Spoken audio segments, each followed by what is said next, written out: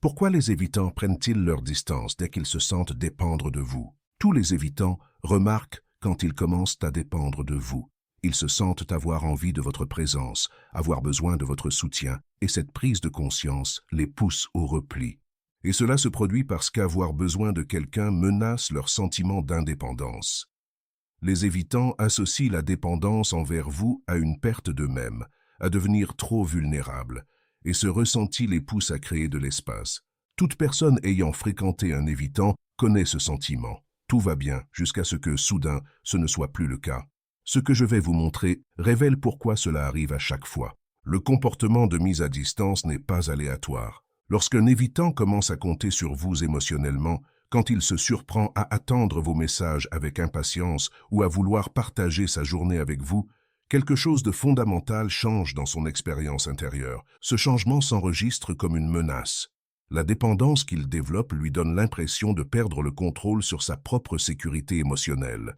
La plupart des gens vivent le rapprochement progressif comme quelque chose de positif, comme une évolution naturelle qui procure du bien-être.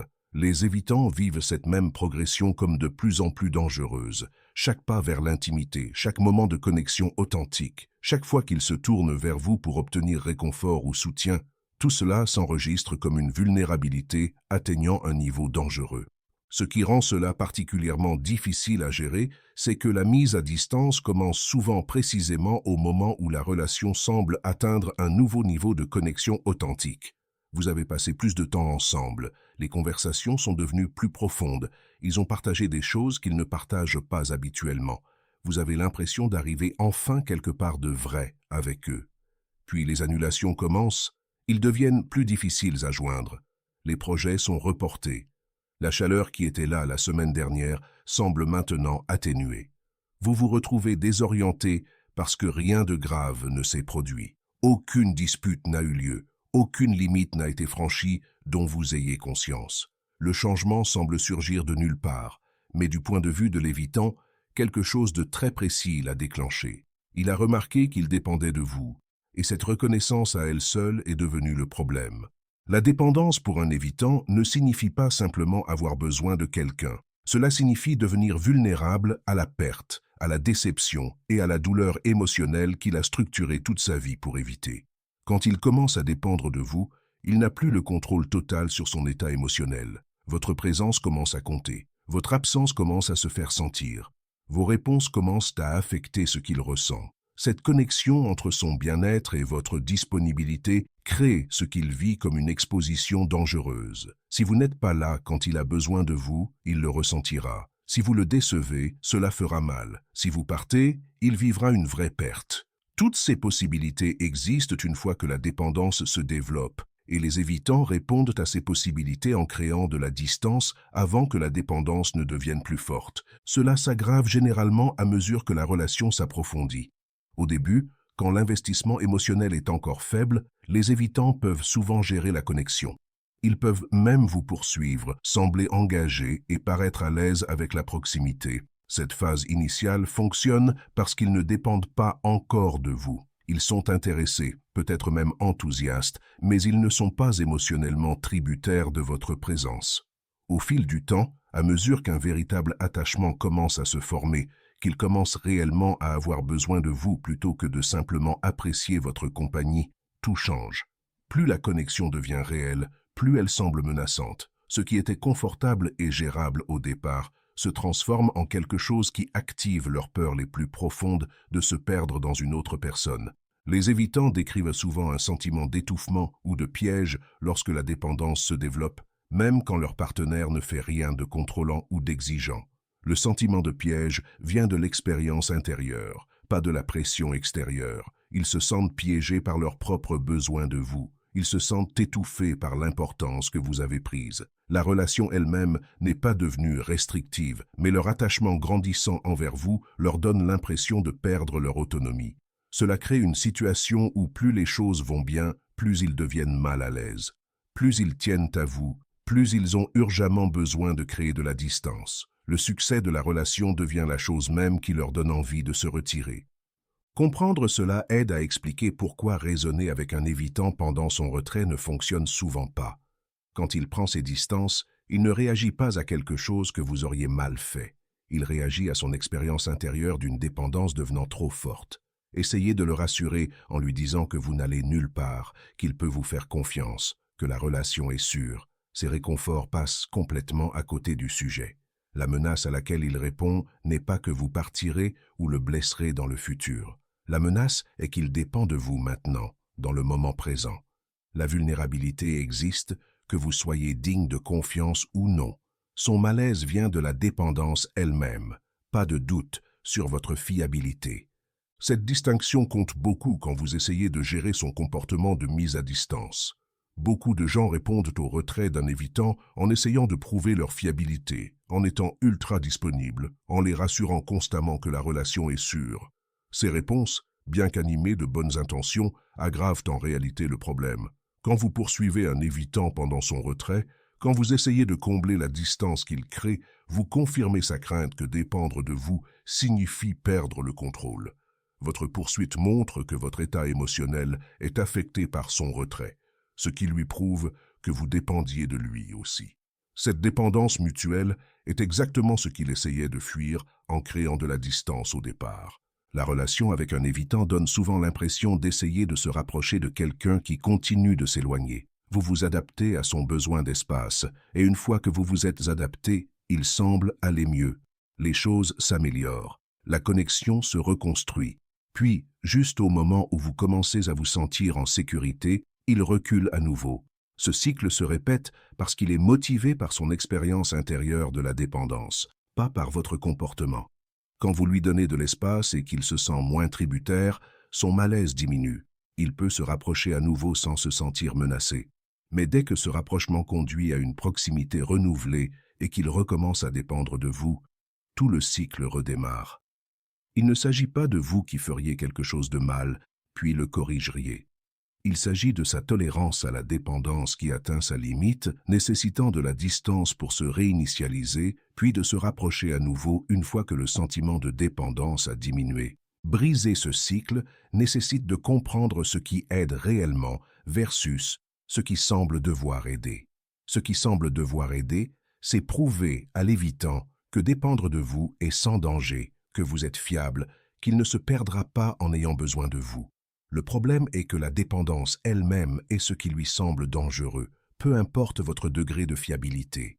Ce qui aide réellement, c'est permettre à l'évitant de faire l'expérience qu'il peut dépendre de vous sans perdre son autonomie, sans être contrôlé, sans avoir à sacrifier son indépendance.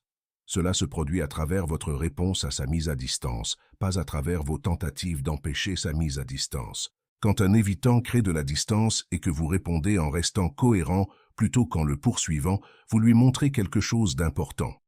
Vous démontrez que sa dépendance envers vous ne signifie pas que vous le contrôlez.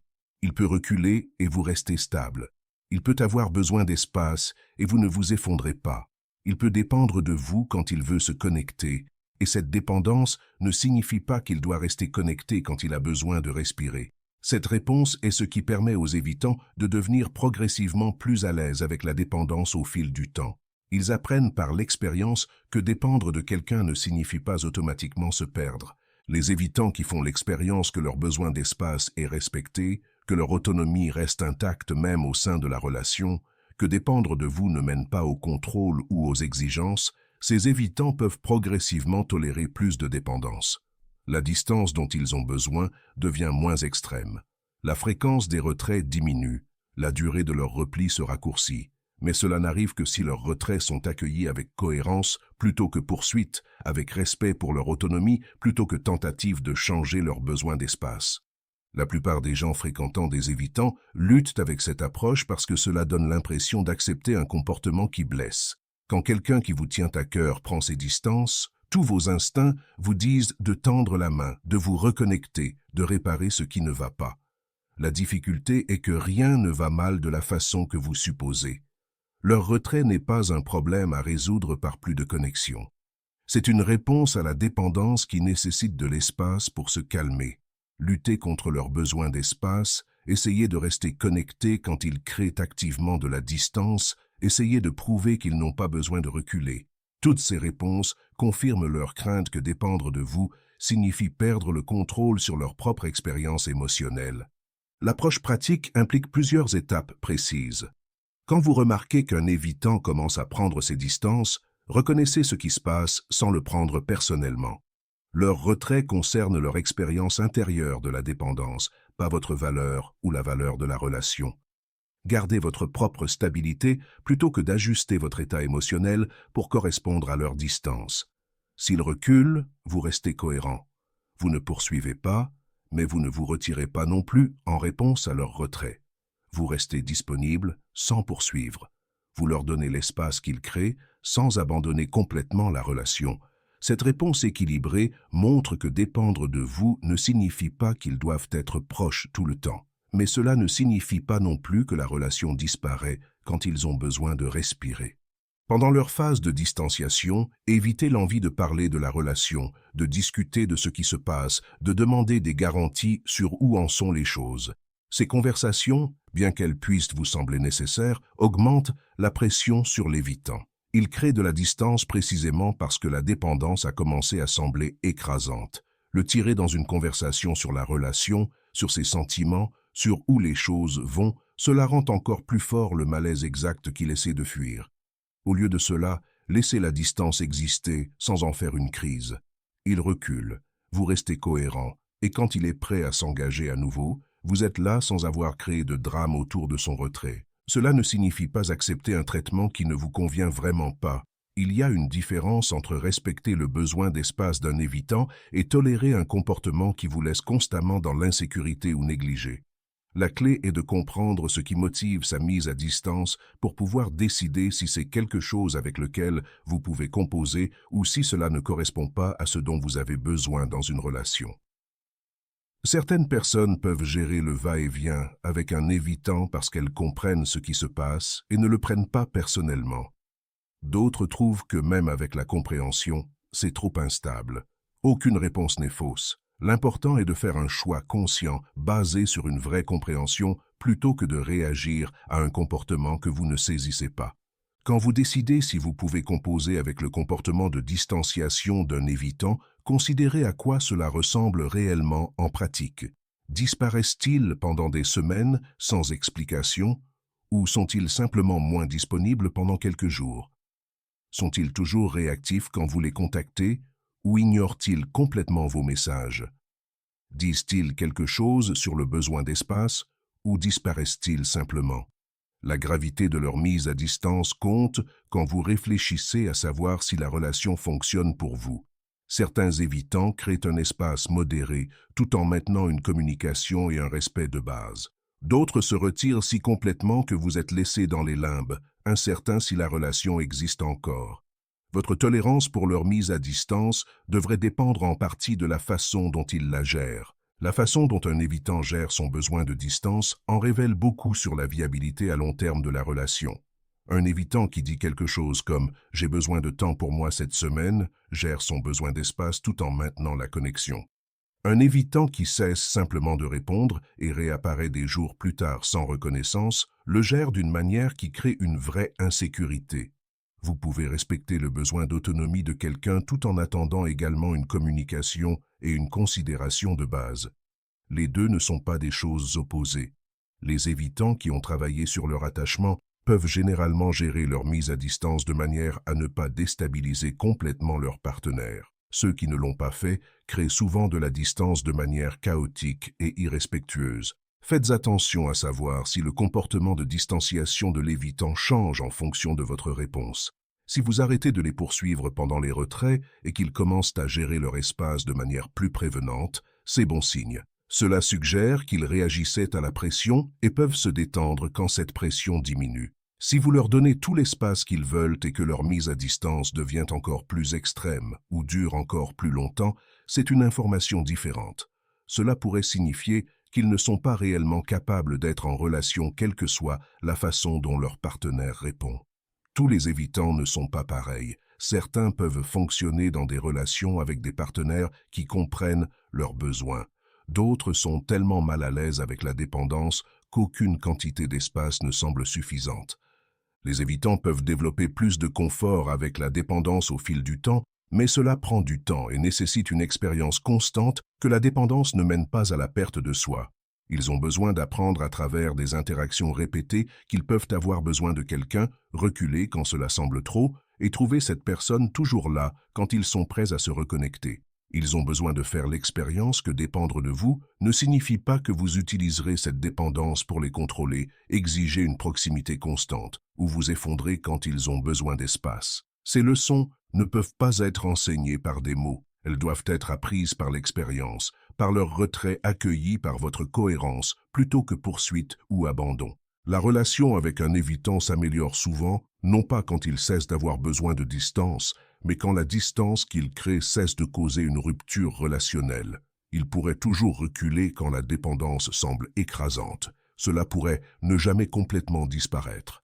Mais la qualité de la relation peut devenir significativement meilleure si son repli ne déclenche pas de crise, ne mène pas à des disputes sur son comportement, ne résulte pas en vous retirant votre disponibilité comme punition pour sa distance. Quand les évitants apprennent qu'ils peuvent calmer leur malaise avec la dépendance à travers l'espace sans perdre la relation, ils ont souvent besoin de distances moins extrêmes, moins fréquemment. Fréquenter un évitant signifie accepter que sa relation avec la proximité est fondamentalement différente de l'expérience de la plupart des gens. Ce qui vous semble bon, la dépendance croissante, l'intimité grandissante, la construction de connexions, peut lui sembler menaçant. Cela ne signifie pas qu'il ne tient pas à vous ou ne veut pas la relation. Cela signifie que son système nerveux répond à l'approfondissement de l'attachement avec alarme plutôt que confort. Comprendre cela vous aide à lire son comportement avec précision plutôt que de prendre sa mise à distance comme un rejet. Il ne s'éloigne pas parce que vous avez fait quelque chose de mal ou parce qu'il ne tient pas à vous. Il s'éloigne parce qu'il tient à vous, parce que la dépendance s'est développée et parce que cette dépendance déclenche un malaise qu'il a besoin d'espace pour calmer. La relation peut fonctionner si vous êtes capable de garder votre stabilité à travers leur cycle de distance et de proximité, si vous pouvez donner de l'espace sans prendre leur retrait personnellement et si vous pouvez rester disponible sans les poursuivre quand ils reculent. Mais cela nécessite d'accepter que la relation ne ressemblera probablement jamais à une progression relationnelle typique où la proximité augmente régulièrement au fil du temps. Avec un évitant, la proximité augmente par vagues. Il se déplace vers vous, la dépendance se développe, il a besoin de distance, il recule, se calme, puis s'approche à nouveau. Le cycle continue, idéalement avec chaque tour impliquant une distance moins extrême et un retour à la connexion plus rapide. Certaines personnes trouvent cela complètement impraticable. Elles ont besoin de plus de proximité cohérente, de plus de disponibilité fiable, d'une progression relationnelle plus directe. C'est légitime. Fréquenter un évitant ne convient pas à tout le monde, et reconnaître que cela ne fonctionne pas pour vous ne signifie pas qu'il y a quelque chose qui ne va pas chez l'une ou l'autre personne. Cela signifie que vous avez des styles d'attachement et des besoins relationnels incompatibles. D'autres personnes trouvent qu'une fois qu'elles comprennent ce qui motive cela, elles peuvent composer avec. Elles ne prennent pas la mise à distance personnellement. Elles gardent leur propre stabilité. Elles donnent de l'espace quand c'est nécessaire et s'engagent quand l'évitant est disponible. Pour ces personnes, la relation peut être épanouissante malgré, ou parfois même grâce à, l'espace qu'elle inclut. Le facteur le plus important est la vraie compréhension. Quand vous ne comprenez pas pourquoi un évitant prend ses distances quand la dépendance se développe, son comportement semble personnel, rejetant et déroutant. Vous vous demandez ce que vous avez fait de mal, comment le réparer, s'il tient vraiment à vous. Cette confusion crée de l'anxiété qui motive un comportement de poursuite, ce qui renforce le besoin de distance de l'évitant, ce qui augmente votre anxiété, créant un cycle qui endommage la relation. Quand vous comprenez que sa mise à distance concerne son malaise avec la dépendance plutôt que votre valeur ou ses sentiments pour vous, vous pouvez répondre différemment. Vous pouvez lui donner de l'espace sans le lire comme un rejet. Vous pouvez garder votre stabilité sans avoir besoin de réassurance constante. Vous pouvez rester disponible sans le poursuivre quand il recule. La relation avec un évitant nécessite que vous soyez suffisamment sûr de vous pour que sa distance ne vous déstabilise pas.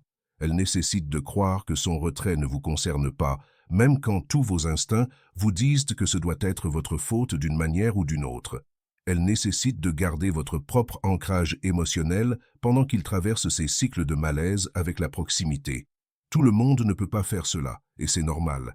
Mais pour ceux qui le peuvent, comprendre que les évitants prennent leur distance précisément quand la dépendance se développe, non pas parce qu'ils ne tiennent pas à vous, mais parce que tenir à vous crée une vulnérabilité qu'ils trouvent menaçante, change toute la dynamique de déroutante et personnelle à compréhensible et gérable. Si vous fréquentez un évitant et que vous avez pris sa distance personnellement, vous demandant ce que vous faites de mal, essayant d'être assez parfait pour qu'il arrête de reculer, vous pouvez lâcher prise maintenant.